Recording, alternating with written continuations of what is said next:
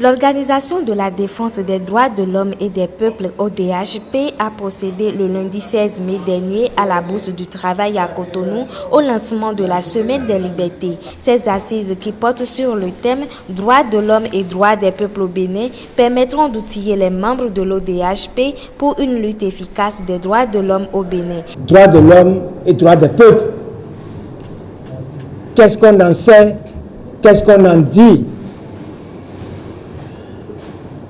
Le contexte est bien choisi.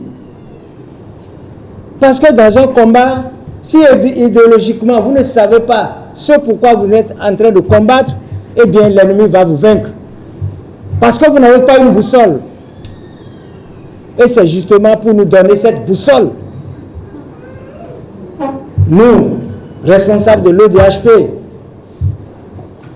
qui avions la charge, n'est-ce pas, de défendre la liberté et le droit des peuples, il faudrait que nous soyons outillés pour ce combat, pour que les peuples pour lesquels nous nous sommes engagés dans un combat sans merci puissent également être informés des raisons pour lesquelles leur engagement est requis. Et donc, nous voulons profiter de cette occasion pour vous souhaiter la bienvenue. Merci. Et vous remercier par anticipation de tout ce que vous avez déjà fait et de tout ce que vous êtes en train de faire et de tout ce que vous ferez encore pour le DHP. Nous vous en serons gré. État des lieux des droits de l'homme au Bénin, bilan des conventions ratifiées et lois votées en termes des droits de l'homme sont entre autres points abordés par le communicateur, selon qui la violation des droits de l'homme au Bénin devient de plus en plus critique. Lorsque vous lisez la Charte des Nations Unies, la déclaration sur les droits de l'indépendance au peuple et aux pays colonisés, la résolution sur la souveraineté permanente des peuples sur les ressources naturelles, vous avez des droits qui ont été évoqués, qui ont été énoncés pour les peuples.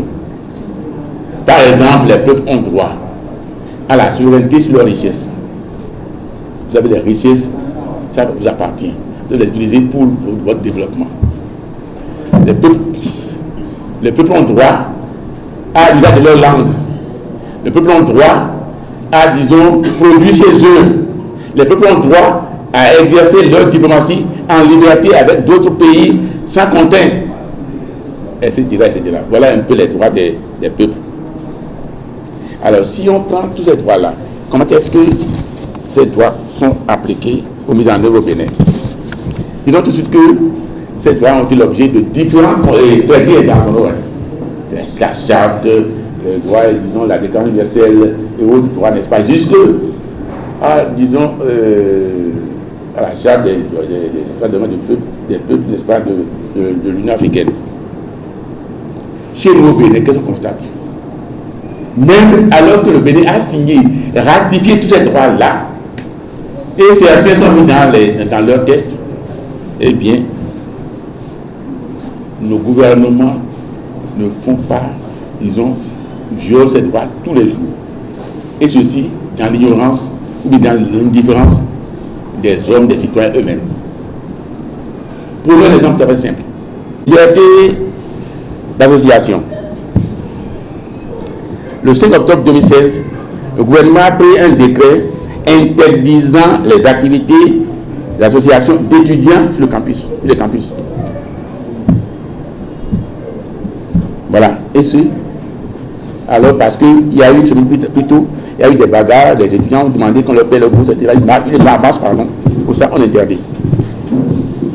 Alors que, justement, pour l'affaire de Covid, et on dit, bon, on peut avoir des rassemblements, donc pas de cours, que les gens, quand même, programment des cours, les gens marchent pour ça, on tire là-dessus, quelqu'un meurt, on tue quelqu'un froidement. Donc, diapôtre au fil. Il y a le cas de la liberté de manifestation pacifique. Voilà encore un droit. À titre d'exemple, le 15 mars 2019, le préfet du département de Colline Zou a instruit tous les maires sous sa juridiction d'interdire toute manifestation. Ce n'est pas normal.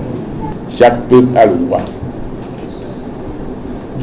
de transformer chez lui ses ressources et ses matières premières pour nourrir sa population. Chaque peuple a le droit d'administrer sa population comme la tradition le veut, conformément à leur histoire. Chaque peuple a le droit de développer de connaître son histoire et de l'enseigner à ses enfants. Les peuples ont le droit d'user de leur langue partout, là où ils sont, dans l'administration publique, dans la justice, à l'école, à la diplomatie. Chacun a le droit d'user les langues maternelles. Démarré le lundi 16 mai dernier, les travaux de cette semaine de liberté prendront fin le 23 mai prochain.